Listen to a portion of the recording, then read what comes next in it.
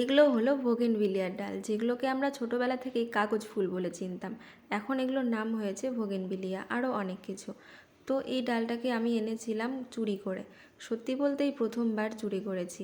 চুরি করার ভিডিও করার আর সাহস পাইনি, কারণ এগুলো সরকারি জিনিস। সরকার থেকে বোগেনভিলিয়ার ডাল লাগিয়েছিল, সেখান থেকেই আমি 3টে ডাল ভেঙে এনেছিলাম। বোগেনভিলিয়ার ডাল থেকে কিভাবে চারা তৈরি করছি এখন সেটাই দেখে নাও। তো প্রথমেই সব ডাল আর পাতাগুলোকে ছেটে দিলাম, আর সবগুলো ডালকে 3 ইঞ্চি করে কেটে নিলাম। তারপর কাটা অংশে অ্যালোভেরা লাগিয়ে দিলাম। তোমরা চাইলে ফাঙ্গিসাইডও ব্যবহার করতে পারো। আমার কাছে অ্যালোভেরা ছিল বলে আমি অ্যালোভেরাই লাগিয়ে দিলাম। আর চারা তৈরির মাটি হিসেবে নিচ্ছি শুধুমাত্র বালি, আর বালিতে একটু ছাই মিশিয়ে দিয়েছি, কারণ ছাই পোকামাকড় থেকে গাছকে রক্ষা করে।